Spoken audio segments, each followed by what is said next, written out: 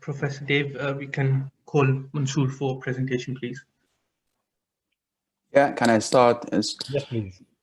Very nice to meet you all. It's my pleasure to present my work and on behalf of our research teams. Obviously, starting with my topic, there is a clear evidence there is a global mental health crisis, and this crisis being even clearer with the current COVID-19 pandemic.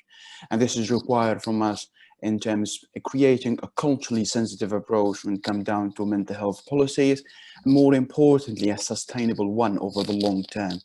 And we cannot, unfortunately, do this without an evidence-based resource. And therefore, we are the first people ever to do a systematic review about common mental disorder in Libya.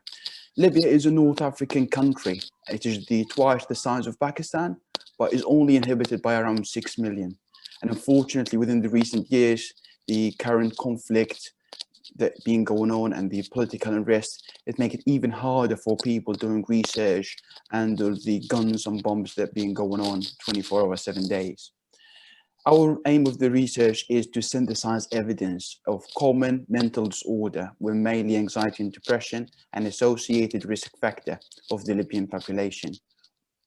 And our way of style of conducting this, we did a similar method by Dr. Ilyas Mirza and Jenkins in 2004, who done a similar systematic reviews in Pakistan. We looked in a systematic literature search, mainly looking at PubMed's, MBAS, PsycInfo, EDRAX, and Senja, and starting from all the papers from inception up to March 2020.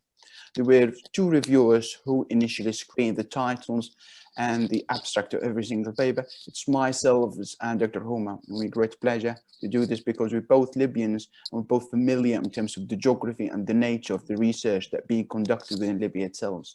And there is any dispute normally would be referred to as senior persons like Professor Nusrat or Dr. Nadeem for more clarification on the matter. And if the paper has been accepted on first stage, we take it to a second filter, which normally reading the full manuscripts. And out of the 219 papers, only 15 met all inclusion criteria and being forwarded.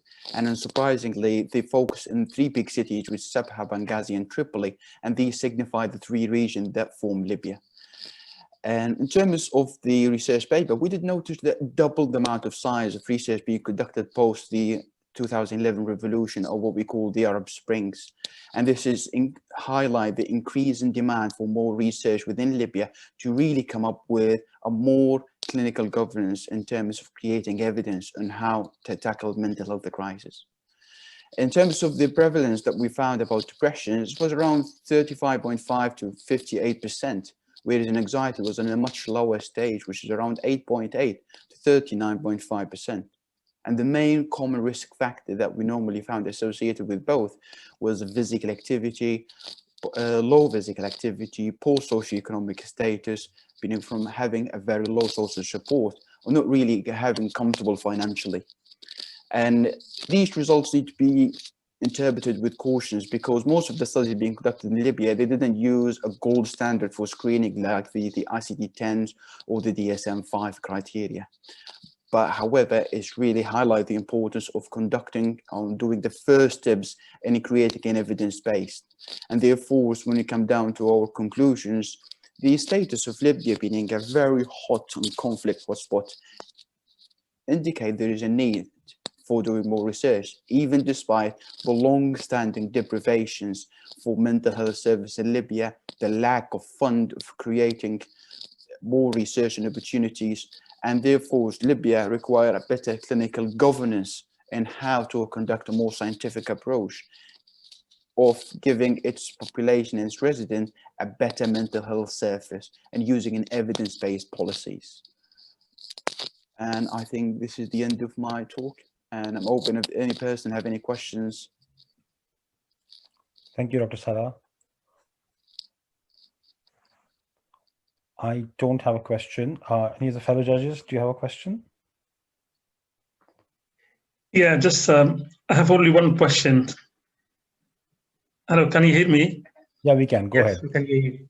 Yes, excellent research. I know, Mansour, you've done an excellent job with other people as well.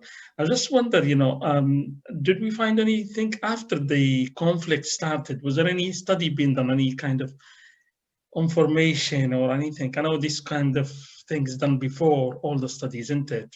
Has anything after, or how many study after the conflict started? Yeah, so as I highlighted, thank you, Dr. Rhouma, for such a wonderful questions, and really highlight the importance that I've nearly missed is we noticed the double amount of research after the revolutions, and this is really signify the increasing demand of conducting more research on identifying common problem. At the same time, there was more studies on PTSDs and how to really treat a population in such a hot conflict hotspot. And this double of amount of research will indicate there is a need from the population for exploring the common reasons and associated risk factor of depression and anxiety, and more importantly, how to tackle them in a sustainable way. Thank you so much. Dr. Rhouma, do you want to quickly introduce yourself as well, please? Thank you so much. Yeah. If you introduce yourself, Dr. Rhouma, you're on mute. Yeah, sorry. Yeah, I'm Dr. Rhouma. I'm a consultant psychiatrist, work for Lancashire Care Trust as a substantive consultative adult psychiatry.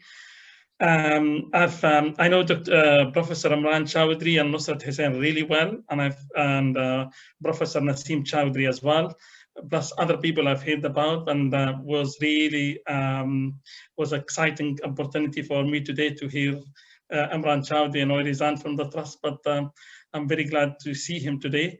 And I've done a lot of research with him, and I'm so proud. And I've learned research from Nusrat, Imran,